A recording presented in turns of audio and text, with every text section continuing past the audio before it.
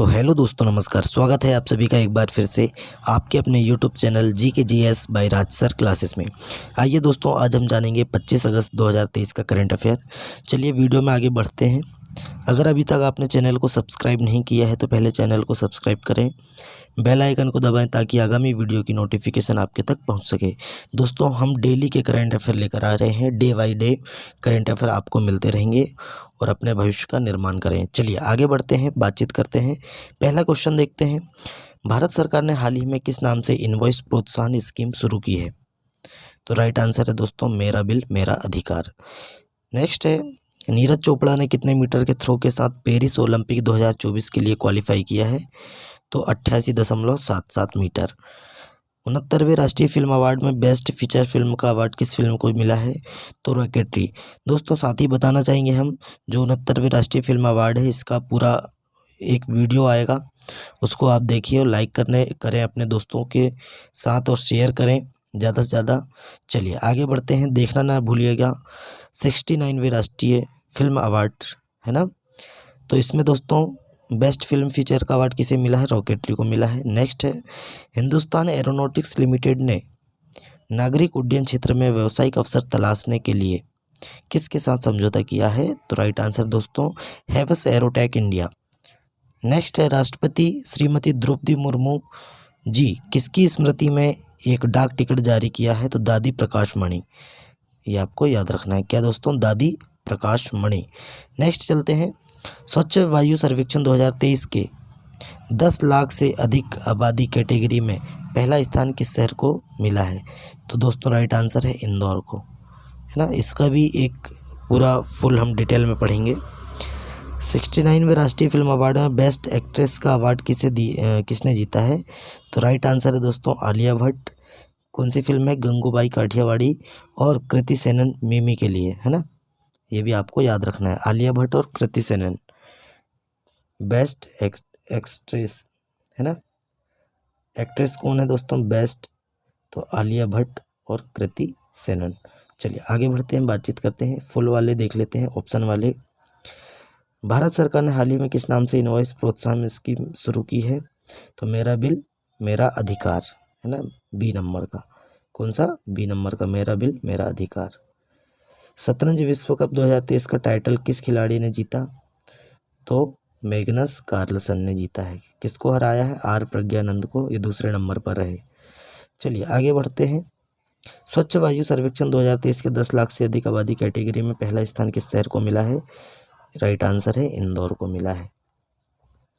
नीरज चोपड़ा ने कितने मीटर के थ्रो के साथ पेरिस ओलंपिक 2024 के लिए क्वालिफाई किया है? तो 88.77 मीटर। चलिए आगे बढ़ते हैं। नेक्स्ट, 69वें राष्ट्रीय फिल्म अवार्ड में बेस्ट फीचर फिल्म का अवार्ड किस फिल्म को दिया गया है? तो रॉकेटरी को दिया गया है। राष्ट्रपति श्रीमती द्रौपदी मुर्मू जी किसकी स्मृति में एक डाक टिकट जारी किया है? तो दादी प्रकाश मणि की स्मृति में। हम आपको पहले पढ़ा चुके हैं। नेक्स्ट है दोस्तों, हिंदुस्तान एरोनॉटिक्स लिमिटेड ने नागरिक उड्डयन क्षेत्र में व्यावसायिक अवसर तलाशने के लिए किसके साथ समझौता किया है? तो हेवस एरोटेक इंडिया। चलिए आगे बढ़ते हैं, अब देख लेते हैं, थोड़ा डिटेल वाले क्वेश्चन देखते हैं। दोस्तों, अफगानिस्तान के गुरबाज ने तोड़ा धोनी का रिकॉर्ड, है ना। देखिए, पाकिस्तान और अफगानिस्तान के बीच दूसरा वनडे मैच श्रीलंका में खेला गया। पाक ने इस मैच को 1 विकेट से जीत लिया। इस जीत के साथ पाकिस्तान की टीम ने सीरीज पर भी कब्जा जमा लिया है। देखिए दोस्तों, अफगानिस्तान के लिए इस मैच में विकेट कीपर रहमानुल्लाह गुरबाज ने, है ना, शानदार शतक जड़ा। इसके साथ ही उन्होंने MS धोनी का बड़ा रिकॉर्ड भी तोड़ दिया। रहमानुल्लाह गुरबाज ने पाकिस्तान के खिलाफ 151 गेंदों में 151 रनों की शानदार पारी खेली। 151 रनों की इस पारी में उनके 14 चौके और 3 छक्के भी शामिल थे, है ना। इस लाजवाब पारी के बाद उन्होंने महेंद्र सिंह धोनी के बड़े रिकॉर्ड को तोड़ दिया है। चलिए आगे बढ़ते हैं, बातचीत करते हैं। इसी में देख लेते हैं दोस्तों, महेंद्र सिंह धोनी ने 18 साल पहले 2005 में पाकिस्तान के खिलाफ 148 रनों की बेहतरीन पारी खेली थी। इसका रिकॉर्ड रहमानुल्लाह गुरबाज ने तोड़ दिया है। नेक्स्ट है, राजस्थान ने अपने 5वें बाघ रिजर्व का अधिग्रहण कर लिया है।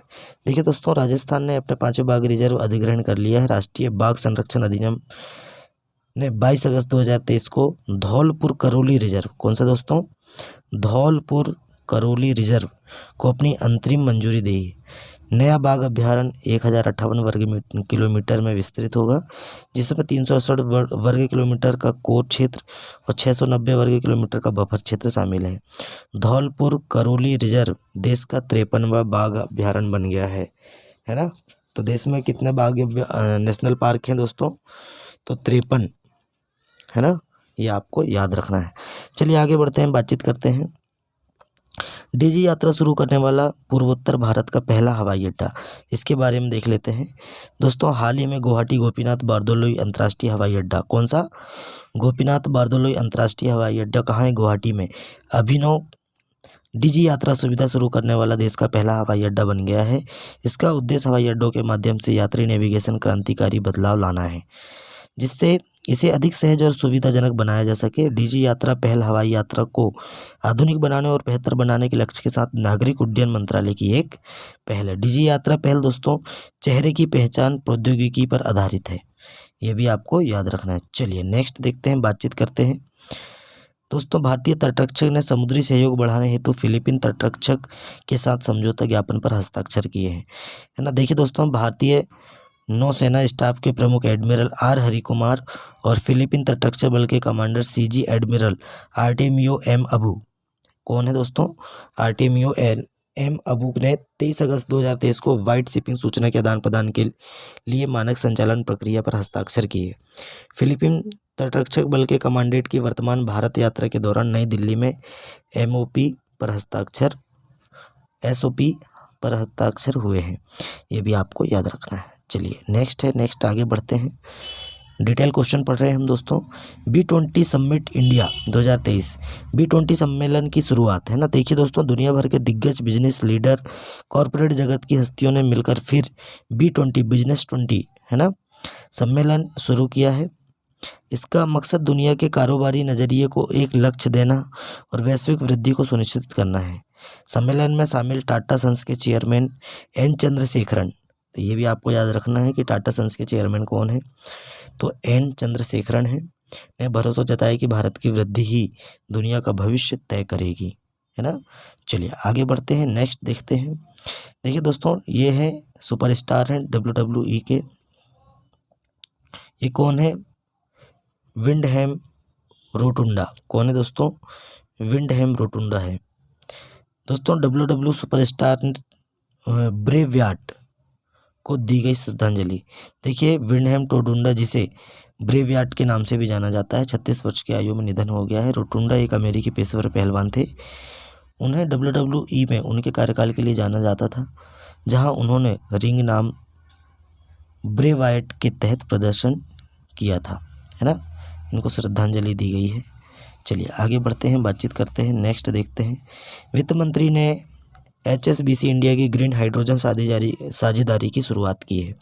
देखिए, केंद्रीय वित्त मंत्री निर्मला सीतारमण जी ने कहा कि सरकार भारत को हरित हाइड्रोजन के उत्पादन, उपयोग, निर्यात का वैश्विक केंद्र बनाने का इरादा रखती है। सीतारमण जी ने HSBC इंडिया के हरित हाइड्रोजन प्रोत्साहन कार्यक्रम को संबोधित करते हुए कहा कि सरकार हरित क्षेत्र के व्यापक सुधारों के दम पर हरित वृद्धि हासिल करने पर ध्यान केंद्रित कर रही है, ये भी आपको याद रखना है।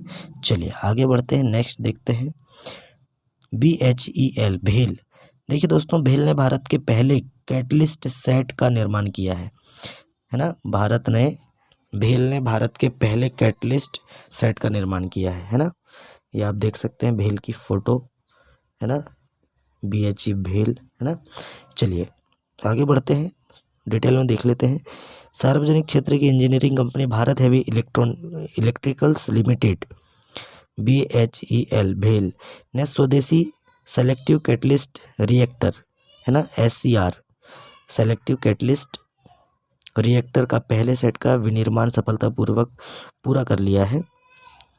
इससे दोस्तों कंपनी को ताप बिजली घरों से NOx के उत्सर्जन को सीमित करने में मदद मिलेगी। यह प्रणाली दोस्तों उत्सर्जन नियंत्रण में मदद करती है। चलिए आगे बढ़ते हैं, इन्फोसिस के बारे में देख लेते हैं। देखिए दोस्तों, इन्फोसिस के ग्लोबल ब्रांड एम्बेसडर बने टेनिस स्टार राफेल नडाल, है ना। ये भी आपको याद रखना है, बहुत ही ज़बरदस्त क्वेश्चन है। इन्फोसिस के ग्लोबल ब्रांड एम्बेसडर है ना, ग्लोबल ब्रांड एम्बेसडर बने कौन है? तो राफेल नडाल बने हैं। भारत की दिग्गज आईटी कंपनी इन्फोसिस, भारत की कंपनी है इन्फोसिस है ना, ये भी आपको याद रखना है दोस्तों। भारत की दिग्गज आईटी कंपनी इन्फोसिस ने 24 अगस्त 2023 को टेनिस के स्टार प्लेयर राफेल नडाल को अपना नया ग्लोबल ब्रांड एम्बेसडर बनाया है। इस बात का ऐलान करते हुए कंपनी ने कहा कि नडाल उसके ब्रांड के साथ इन्फोसिस डिजिटल इनोवेशन के लिए 3 साल तक एम्बेसडर के तौर पर इन्फोसिस के साथ जुड़े रहेंगे। ये भी आपको याद रखना है। चलिए आगे बढ़ते हैं। आयुष्मान भारत डिजिटल मिशन क्या है? देखिए दोस्तों, NHA ने मिजोरम में पहला ADBM माइक्रो साइट लॉन्च किया है ना, ये भी आपको याद रखना है। देखिए दोस्तों, राष्ट्रीय स्वास्थ्य प्राधिकरण ने आयुष्मान भारत डिजिटल मिशन के तहत 100 माइक्रोसॉफ्ट परियोजना की शुरुआत मिजोरम की राजधानी आइजोल में कर दी है। कहाँ पे की गई है? पूर्वोत्तरी राज्य है मिजोरम की राजधानी आइजोल में की है ना। मिजोरम अपनी राजधानी आइजोल में ABDM माइक्रोसॉफ्ट की शुरुआत करने वाला भारत का पहला राज्य बन गया है ना। तो कौन सा राज्य बन गया है दोस्तों? मिजोरम पहला। चलिए आगे बढ़ते हैं, बातचीत करते हैं। नेक्स्ट देख लेते हैं। हम इम्पोर्टेंट बात बताएंगे आपको जो याद रखने योग्य हो, है ना, जो एग्ज़ाम में पूछे जाते हैं। चलिए नेक्स्ट है दोस्तों, यूनेस्को और तेलंगाना सरकार की साझेदारी, AI की नैतिकता में नई दिशाएं। देखिए, संयुक्त राष्ट्र शैक्षिक वैज्ञानिक और सांस्कृतिक संगठन यूनेस्को है ना, तेलंगाना सरकार के सूचना प्रौद्योगिकी, इलेक्ट्रॉनिक्स और संचार विभाग ने आर्टिफिशियल इंटेलिजेंस सिस्टम के सार में SI की नैतिकता को शामिल करने के लिए अग्रणी साझेदारी की है ना। तो दोस्तों, यूनेस्को और तेलंगाना राज्य सरकार के मध्य इसकी साझेदारी हुई है। चलिए नेक्स्ट देख लेते हैं, बातचीत करते हैं। देखिए दोस्तों, स्वच्छ वायु सर्वेक्षण 2023 है ना, वायु सर्वेक्षण है दोस्तों। मध्य प्रदेश के IT हब इंदौर ने हासिल की पहली रैंक, है ना। इसमें देखिए, ज़्यादा डिटेल पढ़ने का नहीं है। केंद्रीय प्रदूषण नियंत्रक बोर्ड द्वारा आयोजित स्वच्छ वायु सर्वेक्षण 2023 में इंदौर शहर ने 10 लाख से अधिक आबादी वाले शहरों की श्रेणी में शीर्ष स्थान हासिल किया है। ये भी आपको याद रखना है। चलिए इसके बारे में हम डिटेल थोड़ा सा देख लेते हैं। इंदौर के लिए उल्लेखनीय है कि 200 में से 187 के प्रभावशाली स्कोर से रेखांकित किया गया था। कितने अंक मिले हैं? 200 में से 187 अंक मिले हैं। भोपाल ने दोस्तों 181 अंक अर्जित किया है ना। जबलपुर और ग्वालियर ने क्रमशः, देखिए, जबलपुर को 172, ग्वालियर को 114 स्कोर के साथ 13वां स्थान है ना, 41वां स्थान हासिल किया है। किसने? जबलपुर ने 13वां और ग्वालियर ने 41वां स्थान हासिल किया है। चलिए कुछ शहर हैं, देख लेते हैं। फर्स्ट रैंकिंग में कौन है? इंदौर है। दूसरे रैंकिंग में आगरा है, फिर थाने है, महाराष्ट्र का एक ज़िला है थाना, फिर श्रीनगर जम्मू कश्मीर का है, फिर है भोपाल। इंदौर, आगरा, थाने, श्रीनगर और भोपाल, ये भी आपको याद रखना है। चलिए नेक्स्ट देखते हैं, बातचीत करते हैं। प्रधानमंत्री जी के बारे में देख लेते हैं। 40 साल में ग्रीस की यात्रा करने वाले पहले भारतीय प्रधानमंत्री बने मोदी जी। कौन बने हैं? 40 साल में ग्रीस की यात्रा करने वाले पहले भारतीय प्रधानमंत्री बने श्री नरेंद्र मोदी जी, है ना। तो दोस्तों, नरेंद्र मोदी जी ग्रीस की यात्रा पर थे, अभी हाल ही में ऐतिहासिक यात्रा पर रवाना हुए, जो एक महत्वपूर्ण राजनीतिक मील का पत्थर है, क्योंकि वह 40 वर्षों में देश में पैर रखने वाले पहले भारतीय प्रधानमंत्री बन गए हैं। यह यात्रा दोस्तों भारत यूनान के बीच द्विपक्षीय संबंधों को मजबूती देने का उद्देश्य रखती है, और यह दोस्तों यूनानी प्रधानमंत्री किरियाकोस मित्सोताकिस, बहुत उटपटांग नाम है दोस्तों, याद तो करना पड़ेगा, किरियाकोस मित्सोताकिस की आमंत्रण पर हुई थी। ये भी आपको याद रखना है। चलिए, PS श्रीधरन पिल्लई ने प्रकृति, पेड़ और भू राजनीति पर 3 नई पुस्तक का विमोचन किया है ना। तो गोवा के गवर्नर हैं, गोवा के राज्यपाल कौन है दोस्तों? PS श्रीधरन पिल्लई, है ना, और हेमंत बिस्वा शर्मा जी यहाँ के मुख्यमंत्री हैं।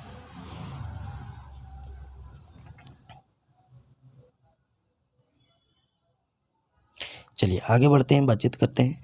राजभवन में आयोजित एक कार्यक्रम में 3 पुस्तक प्रकाशित हुई है। उन्होंने हाल ही में 3 नई पुस्तक लिखी हैं, जिनके नाम है heritage trees of Goa, when parallel science meet और Ente Priya Kavithakal, my dear poems, collections of poems, है ना। गोवा के मुख्यमंत्री कौन है दोस्तों? माफ़ कीजिए, हेमंत बिस्व शर्मा नहीं है। कौन है? प्रमोद सावंत जी हैं, है ना। ये नाम याद नहीं आ रहा था दोस्तों इनका। प्रमोद सावंत जी हैं। और गवर्नर कौन है? PS श्रीधरन पिल्लई जी हैं। ये आपको याद रखना है, ये पुस्तक के नाम याद रखना है, इसमें ज़्यादा डिटेल कुछ पूछा नहीं जाएगा। चलिए, PM मोदी ने ब्रिक्स नेताओं को भेंट की बिदरी सुराही, नागालैंड शॉल और गोंड पेंटिंग प्रदान की। देखिए दोस्तों, प्रधानमंत्री नरेंद्र मोदी जी, जिन्होंने 15वीं ब्रिक्स समिट में भाग लेने के लिए दक्षिण अफ्रीका की 3 दिन की यात्रा पर थे, इन्होंने दोस्तों संगठन के नेताओं को विशेष उपहार प्रस्तुत किए हैं, जिनमें दक्षिण अफ्रीकी राष्ट्रपति सिरिल रामफोसा है। कौन है दोस्तों? Cyril Ramaphosa. दक्षिण अफ्रीका की प्रथम महिला चेपो मोत्सेपे और ब्राज़ील के राष्ट्रपति लुइस इनासियो लुला दा सिल्वा, है ना। ब्राज़ील के राष्ट्रपति कौन है? लुला डी सिल्वा हैं, शामिल थे दोस्तों। प्रधानमंत्री मोदी जी ने ब्रिक्स नेताओं को बिदरी सुराही, नागालैंड का शॉल और गोंद पेंटिंग के उपहार प्रदान किए हैं, है ना। ये आपको याद रखना है। चलिए आगे बढ़ते हैं, बातचीत करते हैं। नेक्स्ट देख लेते हैं। ईरान ने मुहाजिर 10 ड्रोन का उद्घाटन किया। ईरान देश ने दोस्तों हाल ही में मुहाजिर 10 ये ड्रोन का नाम है, इसका उद्घाटन किया है। ईरान ने मुहाजिर 10 ड्रोन का उद्घाटन किया, जो इजराइल तक पावर वॉर करने में सक्षम है ना, ईरान से इजराइल तक। ये ड्रोन जो दोस्तों 24 घंटे तक लगातार उड़ान भरने में सक्षम है। मीडिया रिपोर्ट के मुताबिक इस ड्रोन की रेंज 2000 किलोमीटर है और दोस्तों 210 किलोमीटर प्रति घंटे की रफ्तार से उड़ सकता है।